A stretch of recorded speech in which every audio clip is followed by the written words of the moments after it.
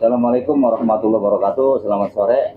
Kita sedang berada di komplek Syekh Nawawi Al-Bantani. Kita habis cross check di lapangan di Muncung Live tadi, melihat kondisi sungai yang diuruk itu ternyata lebarnya mencapai 30 meter lebih, Pak. 30 meter lebih, panjangnya 3 kiloan lah, lebar 30. Nah, gara-gara pengurukan ini akhirnya dampaknya adalah pertama empang kurang produktif. Ya, petani ikan dirugikan lah. Ya. Kemudian yang kedua, melihat indikasi kenapa sungai itu diuruk, ternyata pola yang kita tangkap daripada pengurungan sungai ini akhirnya mau tidak mau pemilik lahan itu jadi menjual lahannya karena memang sudah tidak produktif lagi gitu loh. Nah, inilah saya kategorikan kekejian banget itu. Jadi bagi saya ini kekejian dan penjajahan gitu loh. Mau tidak mau akhirnya karena empang itu tidak produktif akhirnya dijual. Nah, yang ingin saya sampaikan di sini, Bang, gini. Ya. Kalau ada oknum kades atau staf desa mengintimidasi rakyat, baik secara verbal dan non verbal untuk menjual tanahnya, kita menyebutnya ini orang pengkhianat. Ya, jelas. Siapapun yang melakukan ini. Jelas. Tapi kalau tanah bengkok diberikan kepada pengembang, ini namanya menjual, mengkhianati negara. Ya. Ini sudah tidak bisa dibiarkan. Makanya tadi juga kita sampaikan kepada seluruh netizen, khususnya Embruter, bahwa kita fokus ke peaknya sekarang. Kita fokus ke peaknya, di titik Muncung ataupun Kronjo, karena ini menurut saya titik terlemah untuk menyerang peak Aguan ataupun Aguan ya. Karena kalau pagar laut nggak ada ujungnya. Betul.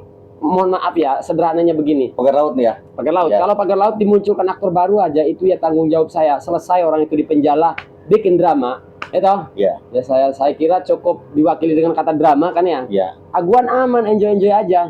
Nah, rakyat Banten sekali lagi, khususnya Indonesia lah, umumnya Indonesia, bahwa kita bahas bersama-sama titik di Muncung dan di Kronjo ini tentang sungai yang diuruk ini. Karena jelas itu perbuatan pik. Oke, tambahan karena bicaranya Kang Maesa sudahi soal pagar. Ya. Ada tambahan Kang, 3 hal soal pagar ya. Setelah itu kita tertawal. Satu, ini kan belum semua, baru mungkin radius 10 kilo panjangnya yang sudah dibongkar. Kedua, SHGB kan sedang dicabut sama SHM. Itu kita kawal juga.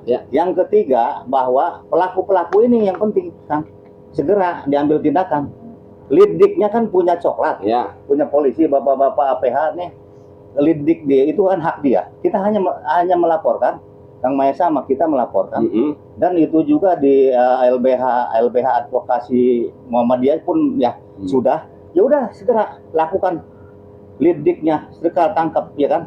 Yang disebut tadi tuh diduga Ali Hanafi, terus menyuruh Engcun alias Gojali dan Mandor Mehmet dan seterusnya ke bawah, kan begitu kira-kira kan.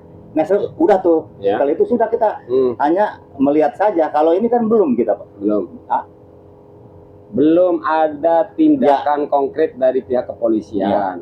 Sementara jelas siapa pelaku pemagaran, pihak kepolisian udah tahu, Bang.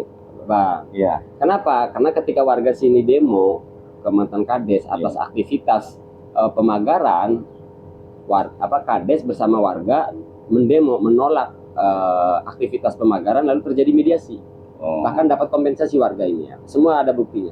Nah, ketika terjadi mediasi itu, salah seorang anggota Polres mengetahui.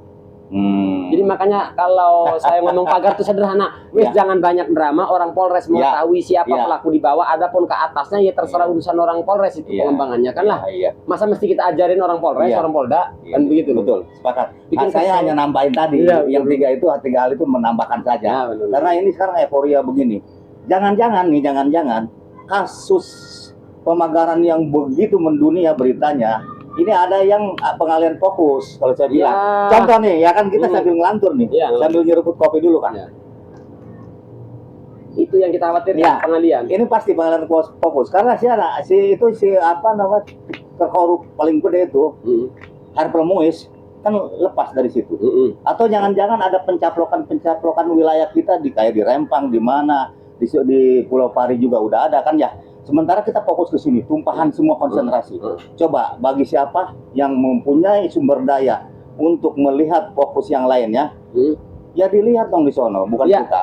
Kita kan Banten ya. Ya. Ya, begitu kira-kira kalau Itu harapan saya. Ya. Sering kita sampaikan saat live bahwa di setiap wilayah yang terjadi serupa seperti di Banten, suarakan, jangan takut. Ya. Justru ketika semua bersuara di semua titik, mereka yang di atas makin panik tuh, melemah, mereka lemah. Karena yang tadinya 9 itu bergabung di satu titik, saling melindungi, sekarang akan sibuk dengan proyeknya masing-masing. Oleh karena sering kita sampaikan, seluruh rakyat Indonesia, momentum ini kita pakai bareng-bareng. Kapan lagi momentum? Maka sering dalam bahasa sederhana saya, 2025 Sate Naga.